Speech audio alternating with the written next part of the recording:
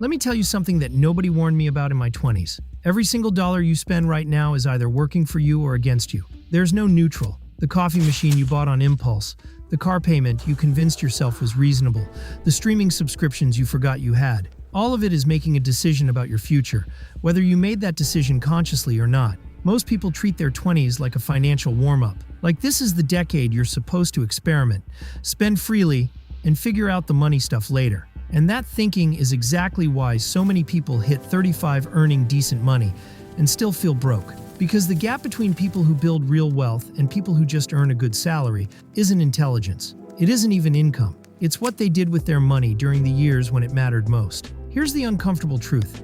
Your 20s are not a rehearsal. Every month you spend reacting to money instead of directing it is a month that compound interest is working against you instead of for you. The people who figure this out early don't just end up wealthier. They end up with something rarer. Options. The option to leave. The option to stay. The option to say no to things that don't serve them. That's what money actually buys when you use it correctly. Not stuff. Options. My name is Ethan. I help regular people understand how money actually works. Not the textbook version, the real version. If you're in your 20s and you feel like you're doing everything right but your bank account never seems to reflect that, stick around. Because today we're going through 7 purchases that, made in your 20s, quietly determine whether your 30s and 40s feel like freedom or like you're constantly one bad month away from disaster. And before we start, I'm not a financial advisor. These aren't personalized recommendations. This is what I've observed works, including some lessons I learned the hard way. Always consult a professional before making major financial moves. Let's go. Purchase number 1. Invest in a skill that can generate income outside your job. Your 9-to-5 is a single point of failure. One restructuring, one bad performance review, one industry disruption, and that income disappears. The smartest thing you can do in your 20s isn't just save money. It's build a second engine. And building that engine almost always costs something up front. A camera for content creation, a domain and hosting for a service business, tools for a trade, courses that teach you something the market actually pays for. This isn't spending, this is investing in an asset that compounds differently than index funds. It compounds in capability.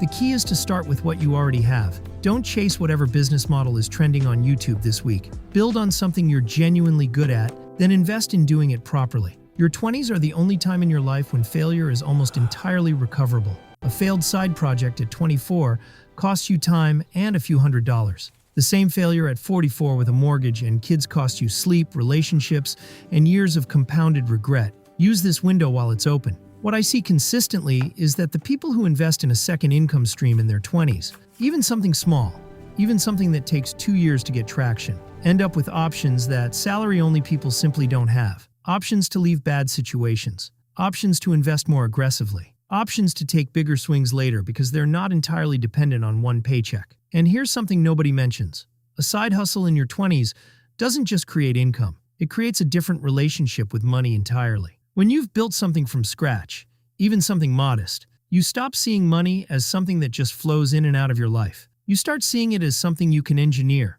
That shift in mindset is worth more than any single dollar the side hustle generates. Purchase number 2. Start investing in index funds. Now, not later. Here's the math that should keep you up at night. If you invest $250 a month into a broad market index fund starting at 23 at a historical average return of around 9% annually, you'll have over $1.1 million by 67. Wait until 33? Same contributions, same return.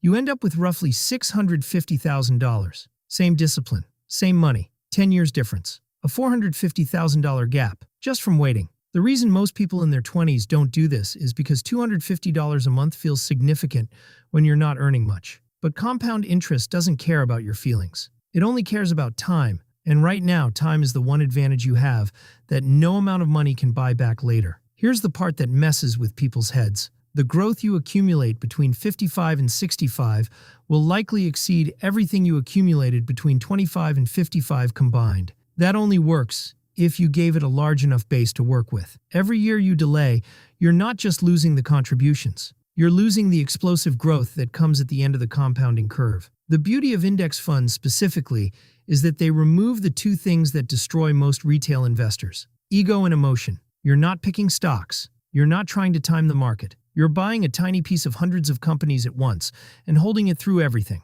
Recessions, elections, rate hikes, all of it. Boring? Yes. Effective? Historically, more effective than almost anything else the average person can do with their money. Automate the contribution. Set it up so it leaves your account before you ever see it. If you never see it, you won't miss it. And when the market drops, which it will, don't touch it. The people who panic and sell during corrections are the ones who turn temporary paper losses into permanent real ones. Stay boring. Stay consistent. And in 40 years, you'll be genuinely shocked at what that invisible habit built. Purchase number 3, buy a plane ticket. But do it strategically. This one surprises people, but stay with me. Traveling in your 20s, done intentionally, is one of the highest return investments you can make. Not because of Instagram content, because of what it does to how you think. When you navigate a country where you don't speak the language, solve problems in environments that don't work the way you're used to, and meet people with completely different assumptions about life and money, you develop a kind of mental flexibility that makes you better at everything else. You come back with a wider frame of reference. You stop assuming that the way things work where you grew up is the only way things can work. That shift in thinking quietly improves every financial and career decision you make afterward. Some of the best professional relationships I know of started on a trip, a conversation at a hostel, a shared taxi, a random dinner in a city neither person was from. These connections don't happen in your home city because everyone there already fits into the boxes you've built for them. Travel randomizes your social environment in ways that are genuinely valuable, not just personally, but professionally. The smart way to do this is through travel credit cards. Use one card for all your normal spending. Pay it off in full every single month without exception, and collect the points. Done right, you can take international trips at a fraction of the retail cost.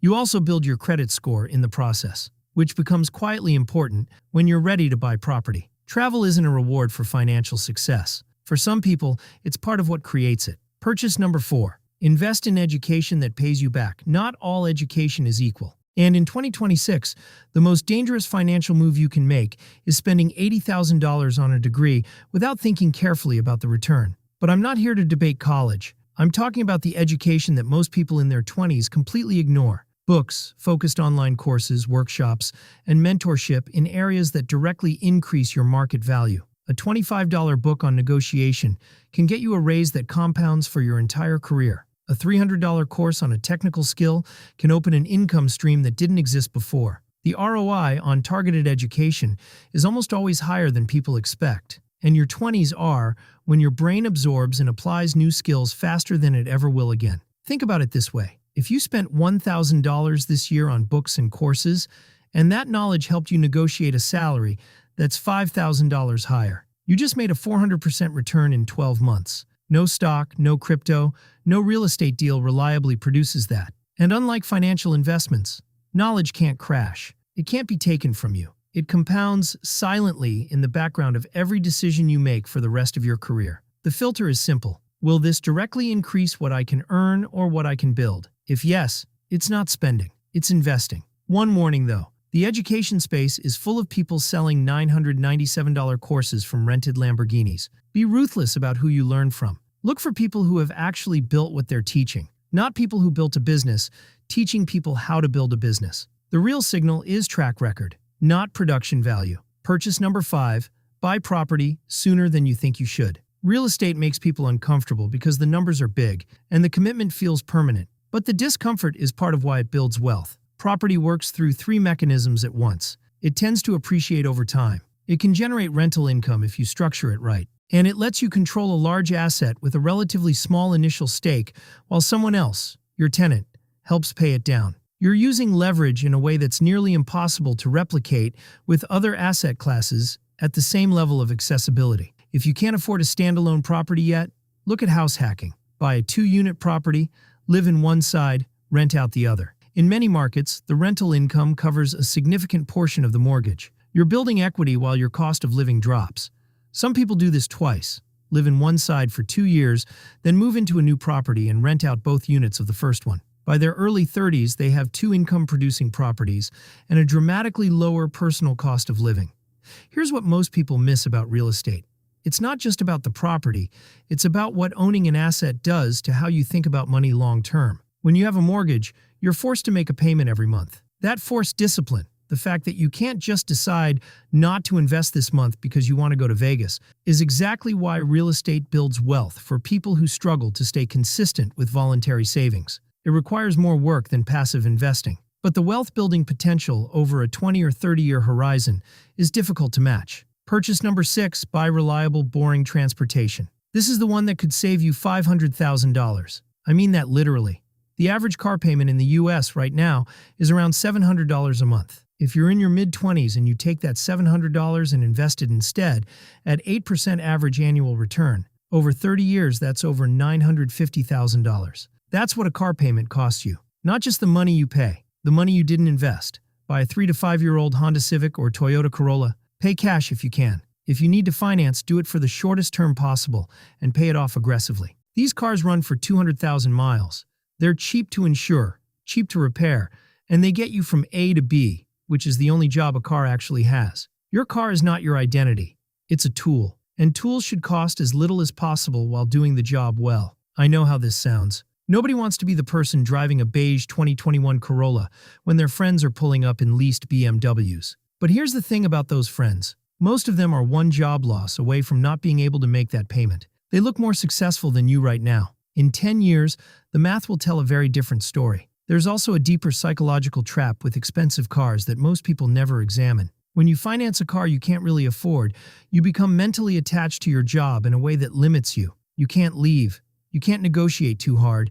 You can't take a risk. The car payment becomes a chain. And the worst part is it's one you voluntarily put on yourself. Remove the payment and you remove the chain. Suddenly your career decisions are driven by opportunity, not by the fear of missing a payment. When you don't have a car payment, you have the freedom to take risks. You can leave a job you hate, start a business, take a position with lower starting pay but real growth potential. That freedom is worth more than any badge on a hood. Purchase number 7. Invest in your health. Like it's a financial asset. Because it is. Your health is the engine that runs everything else on this list. Your side income, your investment discipline, your ability to work at full capacity for decades. All of it depends on how you treat your body right now. The hidden cost of poor health in your 20s isn't just medical bills, though those add up. It's the opportunity cost of operating at 60% when you could be at full capacity. It's the decisions you make badly because you're exhausted. It's the risks you don't take because you don't have the energy. It's the years you spend in your 50s dealing with preventable problems instead of enjoying what you built. You don't need an expensive gym or a personal nutritionist. You need sleep, real sleep consistently. Not 5 hours on weekdays and 12 on weekends, but actual consistent restorative sleep, movement that elevates your heart rate several times a week, food that's mostly not processed. These aren't wellness trends. They're the infrastructure your entire financial life runs on. Most people in their 20s feel invincible, and that feeling is exactly what makes this purchase so easy to skip. The consequences of ignoring your health at 24 don't show up at 25. They show up at 42. By then the habits are set. The damage is compounding, and reversing it takes dramatically more effort than maintaining it would have. Your body works exactly like compound interest. The good habits you build now produce returns for decades. The bad ones create compounding costs that arrive right when you can least afford the distraction. And here's what's important to understand about health in the context of money. Building wealth requires sustained effort over many years. Managing a side hustle, staying disciplined with investments, dealing with the realities of owning property. All of it requires physical and mental energy. If you're running on fumes because you've been treating your body carelessly, you're sabotaging your own success regardless of how smart your strategy is. The best investment plan in the world doesn't work if the person executing it is too burned out to stay consistent. Build the habits now. The compounding here is just as real as in your investment account. Here's what ties all 7 together. None of them are about impressing anyone. All of them are about building something real, quietly, consistently over time. While most people your age are optimizing for how their life looks right now, there's one more thing almost nobody talks about. The habits you build in your 20s determine how you handle money for the rest of your life. If you learn to live below your means, automate your investments, and resist lifestyle inflation in your 20s, you'll naturally keep doing those things as your income grows. But if you build a pattern of spending everything you earn, that pattern becomes incredibly hard to break later. Not impossible, but hard. The longer you run that pattern, the more it feels like just who you are, rather than a habit you chose. The people who build real wealth aren't necessarily smarter or more disciplined than everyone else. They just developed better money habits earlier in life and let compound interest do the heavy lifting. The mistake most people make is thinking these 7 purchases are separate decisions when they're actually all connected. Your side hustle's success depends on your health and energy. Your ability to invest consistently depends on not having a massive car payment eating your income. Your travel experiences can lead to connections that accelerate your career or business. Your real estate builds the passive income that eventually gives you the freedom to take bigger swings. When you understand how these pieces reinforce each other, you stop making decisions that compete for your limited resources and start building something that actually compounds. And the psychological side matters too. Building wealth in your 20s requires being comfortable being different from your peer group. While your friends are financing new cars and spending everything on experiences designed for social media, you're buying boring index funds and driving a 5-year-old Toyota. While they're complaining about being broke, you're quietly building a foundation. That requires something most financial content never addresses: the ability to not care what it looks like right now because you know what it's building toward. Here's the honest version of what that looks like in practice. It's not glamorous. It's automating a transfer on the first of the month and not looking at it for years. It's saying no to the lease on the car you actually want. It's spending a Saturday learning a skill instead of doing whatever everyone else is doing. It's boring in all the right ways. And 10 years from now, when the people who looked more successful than you at 25 are still living paycheck to paycheck, you'll understand exactly why boring was the right choice. Your 20s are going to pass regardless. The only question is whether you spend them building a foundation or spending everything you earn and wondering at 35 where it all went. Start with one thing on this list. Do it properly, then add the next. See you in the next one.